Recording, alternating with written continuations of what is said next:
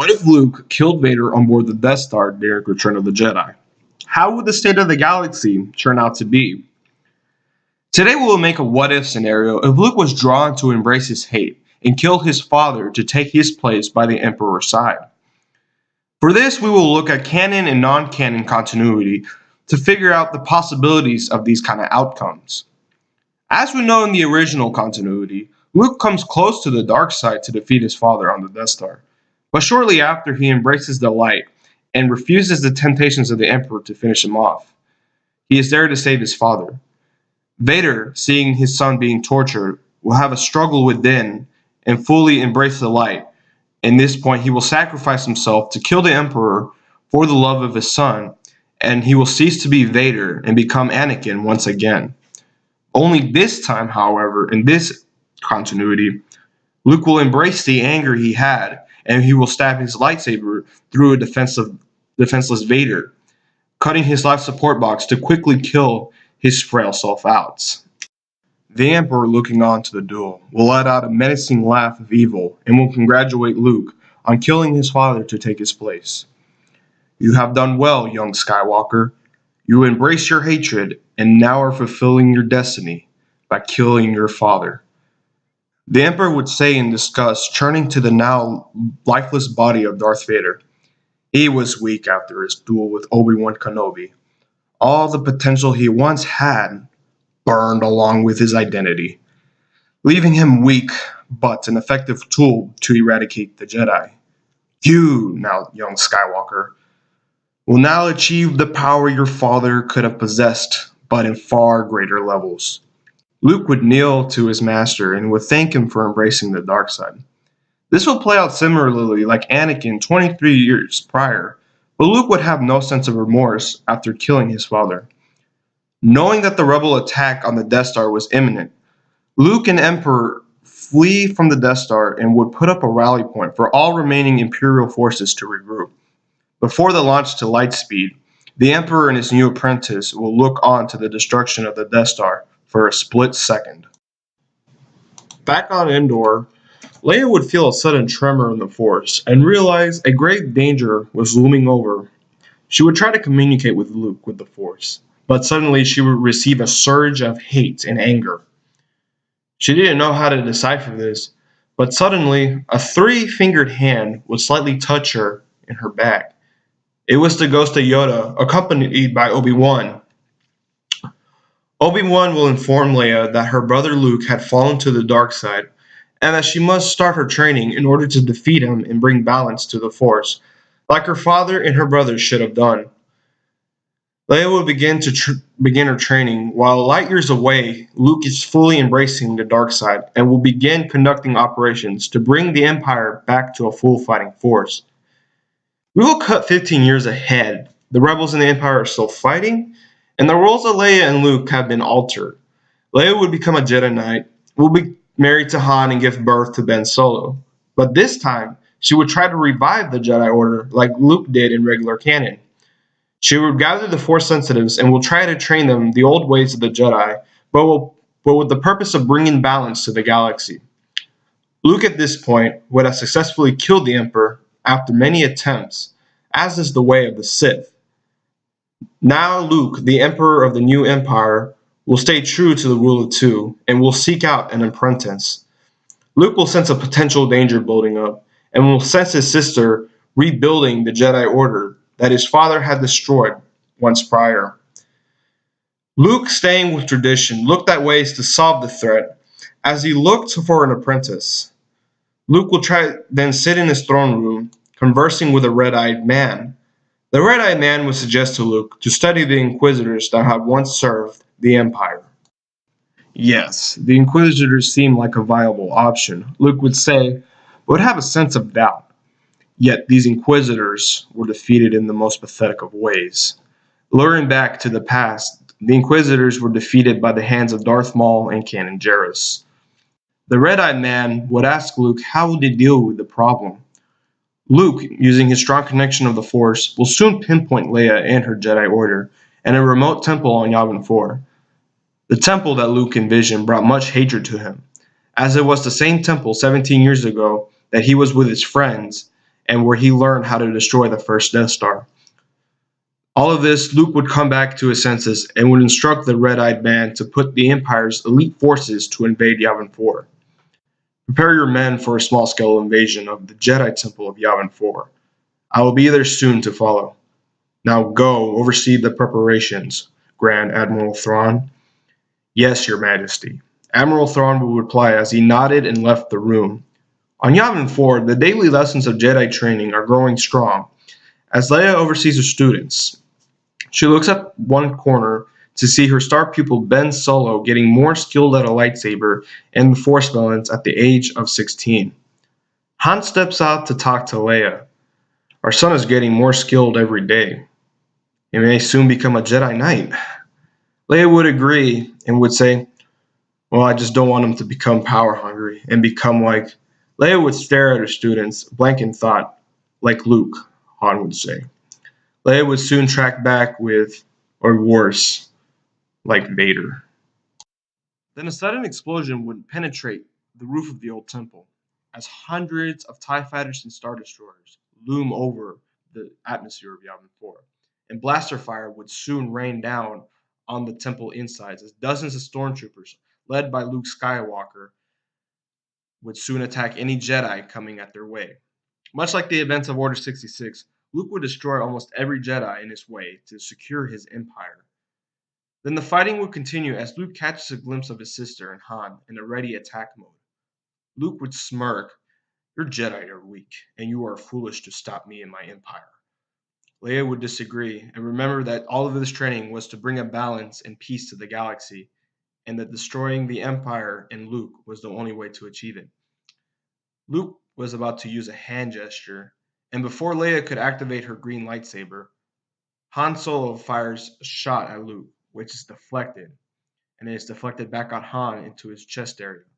Luke would soon choke Han and throw him at the wall with a mixture of force lightning to kill him off. Luke would then pay his attention to Leia as they would duel with lightsabers, and as the background, the remaining Jedi would fight the stormtroopers invading. When suddenly Luke senses a more powerful Jedi in the area, and his senses point to a teenage boy aiding a lifeless man out of harm's way. The boy would be Ben Solo, grieving and trying to revive his dead father. Luke would soon tell Leia that her son is strong in the Force and that he may be some use to him. He would then be temporarily overpowered by Leia as she experienced some rage and would yell, "You leave him alone. I won't let you corrupt him." But this rage will only be short-lived, as Leia would be overwhelmed by Luke and his hatred in the dark side, and she would be force pushed off on a wall. Realizing she can't win, she retreats as the Imperial bombardment began on the temple. Luke would confront Ben and say that he must come with him in order to survive. He refused to listen and was knocked out of submission by Luke's powerful force lightning, and he found himself on the ship. This will play out much like when Vader confronted Galen Marek in the EU during the invasion of Kashyyyk. You are strong in the Force, young Solo, Luke would tell Ben as he recovers from his injuries. Ben would regain consciousness and would ask what Luke wanted from him. Luke would start to corrupt Ben with hatred and thoughts of how he can achieve a power that is very strong, stronger than a Jedi's in a quick manner of time. Luke would tell him he could save his friends, the one he cares for, by using the dark side's power. Ironically, Luke destroyed everything he cared for due to the dark side. It is ironic as he was taunting Ben that he could save the ones he loves. Ben would finally give in to the dark side, and for years he would train as Luke's apprentice. Meanwhile, Leia was now distraught by the destruction of the Jedi once more, like her father did before her brother. And one of the harder things she had to face is the loss of her husband, and presumably her son. She would spend many years to train, to confront Luke and find her son. Meanwhile, over those years, in the unknown regions, a sentient being with immense knowledge of the Force would awaken and summon several armored figures to stand by. I have a great shift in power. The son of our savior, Darth Vader, has gained much power and has a valuable apprentice. The sentient being figure will explain. One of the figure puts out an idea of confronting this apprentice, which is Ben Solo, and putting him to serve the sentient being. The being would ask if this could be done. The Knights of Ren will do thou bidding, and we will bring forth this Ben Solo to serve us.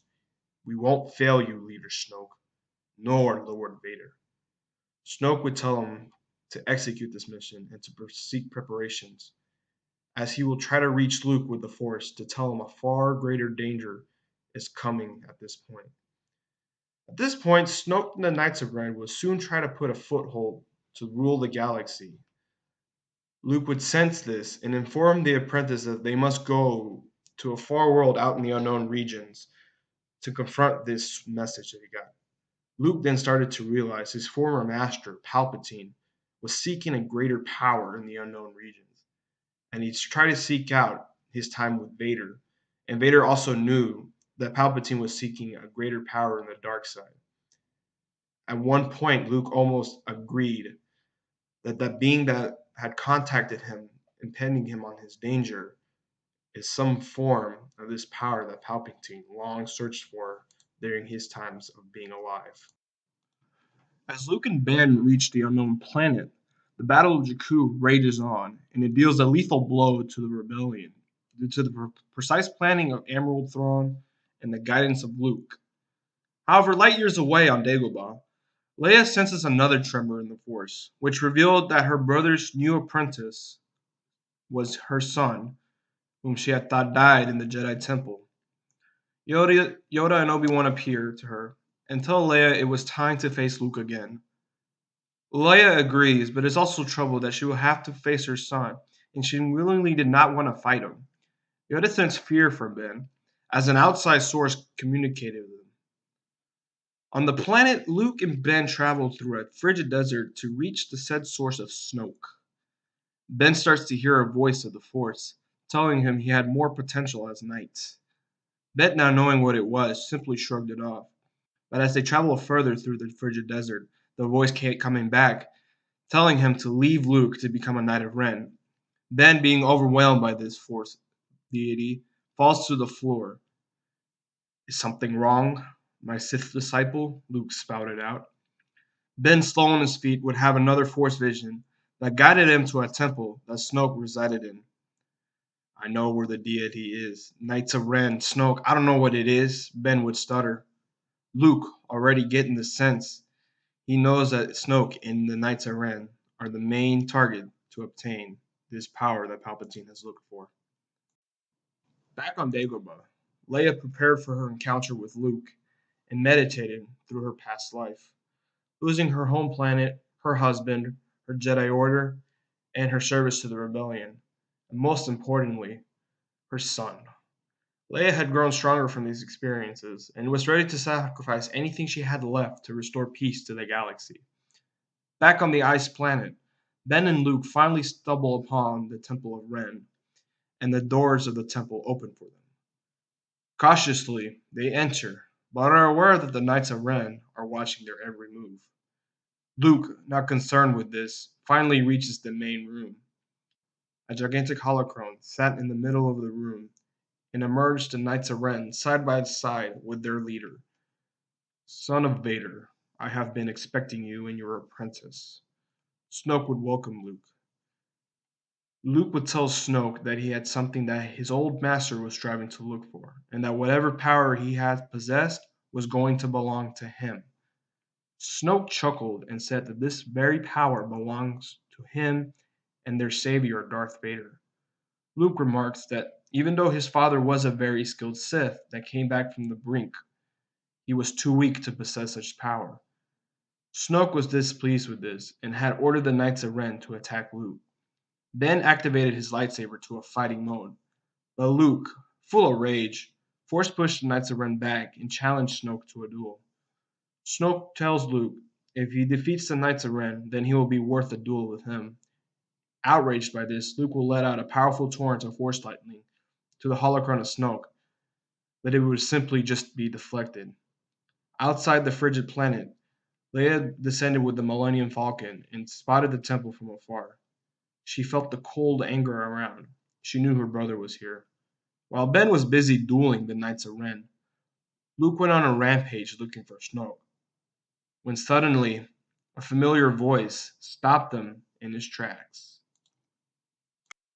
Leia had stopped Luke from doing any further damage and had told him that he had to stand down or he would die. Luke would cite the previous battle where she had lost miserably and tell her she is still too weak to face him. Even if she got more training, she was no match. You have put a dark burden on this galaxy. You have awakened a greater evil and have taken everything from me. You will now pay for your actions, Luke, Leia would tell Luke.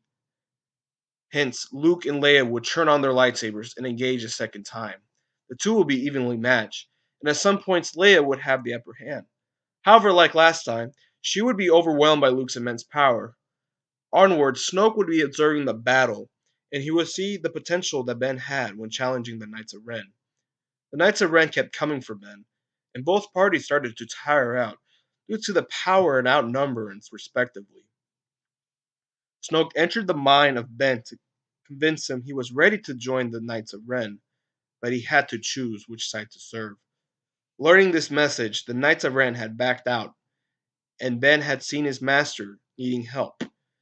Snoke manipulated Ben, took control of him temporarily to make him choose a side.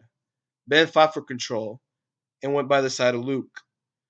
Ben saw his mother near defeat, and a tremor of the light side in Ben helped him see his ways. He was still under the control of Snoke, but eventually embraced the light side to save Leia from being killed by Luke. Luke, getting a high from his Sith power, was not aware of his apprentice, and he eventually felt a small pain and a red blur from below him. Luke would fall to the ground not knowing what had happened, and eventually died because of a lack of oxygen in the brain. Ben decapitated his master to save his mother, but the grip of the light side did not stay for long. When his rage pushed his mother and the Knights of Ren back to the walls, Ben fell on his knees eventually and looked around. The Knights of Ren got up, but to kneel. Snoke emerged from the darkness to greet the new Knight of Ren. Ben would look at Leia for one last time and would tell her, "I am sorry, Mother, but this is my destiny. I brought balance to the Force because I have a balance of the Force." Snoke would grab Ben's lightsaber and destroy it, but gift him a different lightsaber. He would ignite the saber and dub Ben Solo as Kylo Ren, and give him the same sword that belonged to Darth Vader. The Knights in Ren and Snoke would vanish into the shadows, and Leia, having no choice, would retreat back to the Millennium Falcon and speed over to Hosnian Prime to establish the resistance to face the new evil that will lurk around the New Republic and the galaxy. In the end, I see it playing out this way, since Luke had a very strong connection to the Force, and joining the dark side would have further improved his Force abilities, more than Anakin could ever have. Luke, being hungry with more power, would have taken the place of the Emperor and would eventually seek an apprentice. Leia would take on the same role Luke did in regular continuity, start a Jedi Academy, but it would be destroyed by Luke, like Vader did decades ago. Picking Ben Solo as an apprentice would be put Leia at a disadvantage and would give Luke a powerful student. Snoke and the Knights of Ren would see the power shift and would try to lure the Skywalkers to the location. At the end, Snoke's interest with Ben would eventually be the downfall of Luke's reign, and after the events, Force Awakens would be the same, but with an altered change. As Leia being a Jedi and the General of the Resistance, no Han Solo, and Luke being dead, and Snoke now being the main subject of the Force. I hope y'all enjoyed this video. Thank you for supporting me. Today's my birthday, so I wanted to make this, video Star Wars lore. It took me a while to make, but yeah, it's something interesting. I don't see people talking about too much about it. But yeah, comment, like, and sub. And this is Base Insider signing out.